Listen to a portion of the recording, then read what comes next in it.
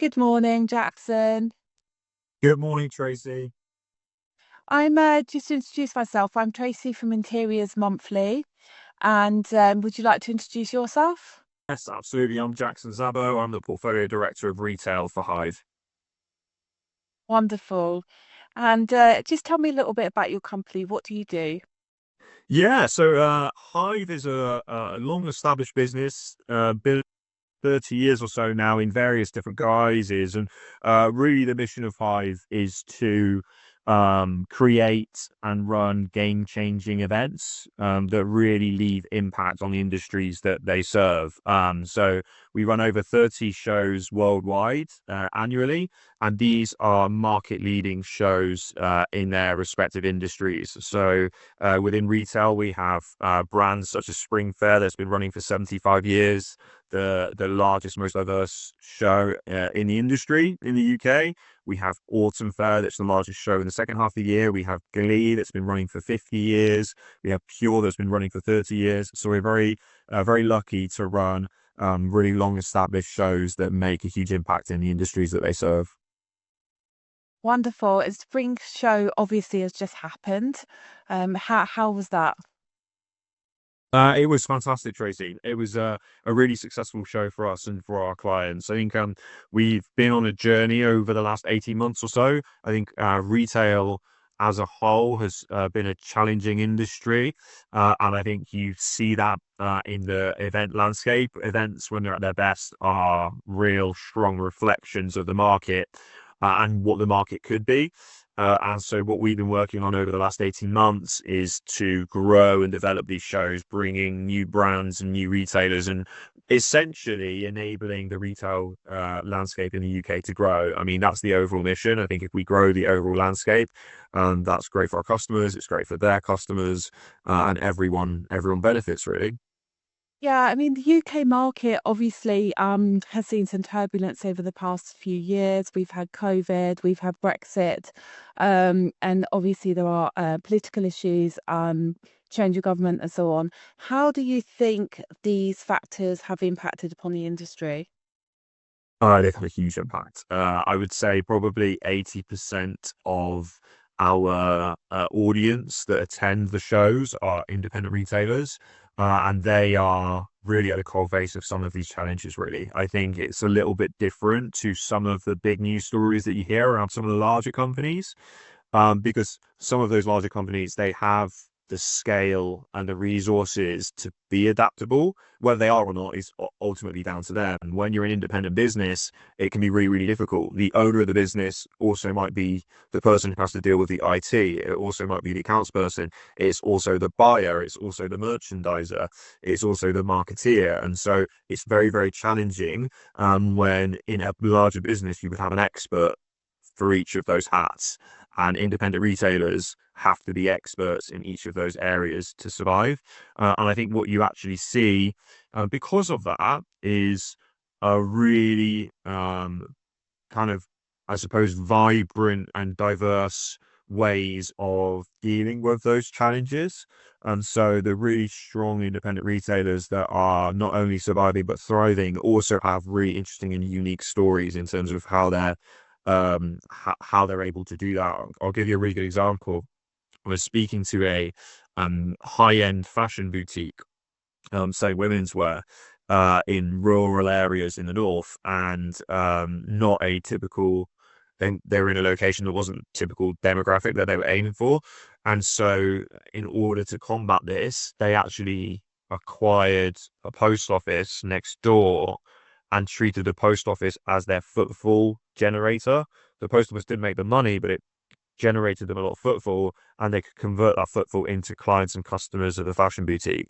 A really interesting model that was so successful, they then branched out into stores and other shops in different locations using that model. So really interesting, unique way of having to combat some of the challenges that you mentioned retail has suffered from over the last number of years. And I think the other thing to say as well is each of those challenges that you mentioned needs a different and unique response for many companies, and it has been one thing after the other. I think that's the other thing to bear in mind. It has been incredibly turbulent with multiple challenges, and also challenges such as supply chain issues with various conflicts around the world that adds to the strain and the challenge. So yeah, it's been a very difficult period, and it showcases the kind of the resilience that those passionate people in retail have. Really unbelievable resilience, frankly. That sounds like a really just so inspirational, and it just does show that adaptability in the industry is so important, yeah, especially with a massively changing landscape. What about sustainability? I mean, that's coming more to the fore. How do you think that's having an impact? I think it's also having a huge impact for not just for retailers but for consumers as well. And I think it follows a trend that we have been seeing a lot in retail, where you have a number of consumers that are turning to kind of values-based buying. And what I mean by that is they want to buy from brands who have stories and values that match their own. And obviously, one of the ones that is a really hot topic at the moment worldwide is climate change and the impact that we have on our climate. And I think companies that are showcasing that they can bring you products that you love in a sustainable, ethical way are essentially winning in the market. And we've also seen the kind of the flip of that, companies that are seen to be doing things unethically having a real backlash and are finding it really challenging in markets and needing to prove to consumers that they can be ethical businesses and they are doing things in the right way and they are doing things sustainably if they want to do well in that particular market. So it's really, really important. I think for us as events organizers, it's something that we're always trying to be mindful of. One, how can we enable businesses to be more sustainable? And two, how can we be more sustainable ourselves? Some of the things that we track are distance covered, how many meetings people have on site, how many of those conversations would have otherwise had to happen through multiple visits and transport. So are we essentially lowering the aggregate number of travel and carbon emissions put into the atmosphere by hosting events and bringing thousands of people into one place, which is a definite advantage, whilst it is difficult to sometimes measure. So obviously quite a few changes there, sustainability coming more to the fore. How do you see your company evolving and adapting? What changes do you think might happen within the next 5 years? I think, I mentioned that we've been on a journey with Spring Fair and other retail shows over the last 18 months. And one of the key components that have speared those changes has really been how do we evolve trade shows into trade experiences? Buying and selling is a core element of our shows, but I also feel there is so much more that we can add to visitors and enable us to attract new visitors. And creating events that become experiences is core to that. I think, over the last 5 years since COVID, the landscape has wildly changed for professionals in terms of the habits, the things that we used to do religiously beforehand that we don't do now. Um, for example, going to the office 5 days a week, that's now not standard. It's standard to do 3 or 4 or 2 days, 2 days. And so our habits have fundamentally changed. And it's the same for events. People's buying habits and their knowledge sharing habits have changed, and we need to proactively work to cater to those changes in habits and give people really robust reasons to come out of the office or away from the shop floor to the event. And we're going to do that by showcasing a diverse experience that isn't just about buying, but it is about enabling their businesses to grow and get better. And there's a number of different ways that we can do that. I think one of the things I hear from event organizers a lot is that because the market is challenging, it therefore means that their event shrinking is acceptable. And I don't think that's the case. If you look in any one of our markets as event organizers, there is very few events that get to anywhere near the market penetration that a defining market would impact the overall numbers. Yes, it means you've got to work harder and you've got to be smarter, but so have the customers that we that we cater to. We talked about a number of challenges that that retail is under, and all of the people that are here today have had to react and be adaptable and come up with new ways of doing things. As event organizers, we have to do exactly the same.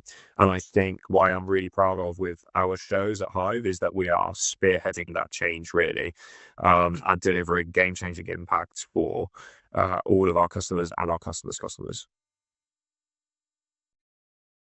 Wonderful, thank you. So, it sounds like you've got a really challenging time ahead, and 30 shows is a lot to manage. Obviously very, very busy. Can I ask, what do you do for downtime? Do you get any downtime to yourself? Yes, Tracy. Well, I think well-being and work-life balance is really, really vital to the business and the people that work here. I think it's important that we really enjoy what we do, and we find meaningful work in what we do, but it is not the 24 hours a day job. It is part of a work-life balance. For me, I have a 14-month-old son who takes up a lot of my time, which I'm very glad for. So for me, my working day has a big pause in it between 5:30 and 7, and that's kind of like my golden hour, my downtime to spend with my son, and really kind of cherish that time, really. And so that is something that's non-negotiable in my diary, regardless of what calls and decisions need to be made. 5:30 to 7 every night is my time with my son, which I'm very, very thankful for. So that's really, really important to me.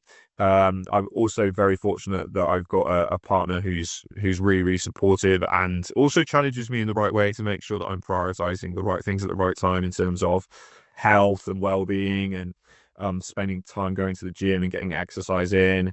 I've also got a dog, a Fox Red Labrador. Anyone who owns a dog or a Labrador understands that you kind of need to be out and about at least once a day, which again is when you're either stuck in an office or at home, is even taking calls whilst walking the dog can be a real refresh, to be honest with you. So yeah, those are definitely some of the things I like to do. And outside of work, I'm an avid sports fan, big Liverpool fan, and coach rugby. So try and keep myself busy as possible with the sport, definitely. Oh, I've got a dog under my desk at the moment. So say, what's your dog called? Luna. Luna, yeah, she's a Romanian rescue dog. Oh, amazing. Yeah, she's It's, absolutely beautiful. Yeah. we've got a couple of friends who have got a Romanian rescue dogs, and they are wonderful pets. Yeah, yeah, no, she's lovely. She comes to work every day and she's pretty chilled. She had a good run back this morning, so um so I'm quite interested in how you got into the events industry in the first place. Is it something that you always wanted to do? I'll be honest with you, Tracy, definitely not. I didn't even know it existed until I interviewed for a position a number of years ago. So I graduated Swansea and wanted to pursue a career that basically gave me variety. So I kind of look at my career as just one massive learning opportunity, really. And so I look to throw myself in situations where I'm going to be uncomfortable and going to learn and hopefully going to fail and grow. And events gives you a really good opportunity to do that. So, my day to day, I spend with sales teams, with marketing teams, with my operations teams, with content teams, with community development teams, with finance teams, with technology teams. And so I get a huge variety of a lot of people that know a lot more than I do, which is really, really valuable. And events are also, for me anyway, really interesting in that they have a set start and end, in that we all of us as a team work towards this one goal, which is delivering this incredible event for this community. And it means that there's alignment and a sense of shared purpose for everyone that works on those shows. We're really clear on what we're trying to deliver. We're really clear on the roles and responsibilities, and I find a ton of value in that, a ton of satisfaction in that. And I also think, for me personally, working with lots of different people across lots of different teams gives me an opportunity to try and develop people. Everyone has their own motivations, their own intrinsic motivators for coming to work. and where you can be in a position where you can support people on those intrinsic motivators and enable them to flourish and do the things that they want to really do. I definitely find a ton of satisfaction in that as well. So, fell into events, but I'm so glad I did fall into events, to be honest with you, Tracy. So what's next? What's the next show? What can we look forward to?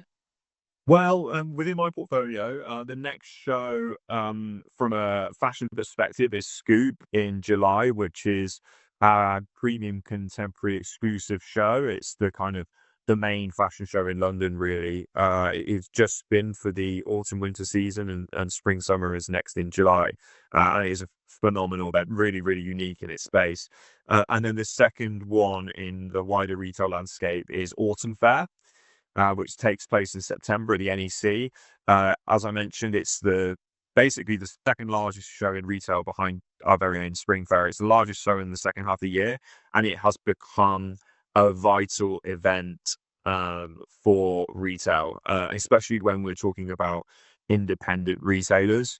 Um, they don't have the stock room that they used to have. They need to be smarter with their buying habits, and so that window around September has become a really, really important window for them to be able to buy and turn around stock quickly for the festive period. And we've seen a huge uptick in independent retailers attending that show over the last couple of years. Again, we are looking to constantly evolve it and change it and ensure that it is future proofed for us and our customers. So really excited for that one. And that one will actually be co-locating with GI, our garden show for 2026, which is also really, really exciting, and it reinforces our kind of commitment to creating game-changing shows. So with Autumn Fair, if somebody wants to exhibit, how would they go about that? They can, if they Google Autumn Fair, they'll find us at the top of the page, and they can inquire directly from the homepage. That'll come through to our team, and we'll be in touch ASAP to ensure that we match what they're looking for and what they need and how they measure ROI to a really strong solution at the show. Great. And if people want to visit, And it's exactly the same process for visitors. Our registration will be launching in the next week or so. And so people will be able to register directly through the websites. so thank you very much for your time today. I really appreciate it. No problem, Tracy. And what have you got planned for the rest of the day? Great question. So I have a number of meetings in the next few hours, reviewing some of the things that we did at the show and setting up some research projects. And then this afternoon, I'm going to be attending our Source Fashion Show in Olympia, which is the largest sourcing fashion show in the UK, which I'm really excited to go and see. Fantastic. Well, enjoy. And as I say, thank you very much. And yeah, maybe I'll see you at the Autumn Fair. Fantastic. Thanks, Tracy. See you there. All right. Well, thank you very much for your time. No worries. Thank you. Have a good day. Thank you. Bye. Bye bye.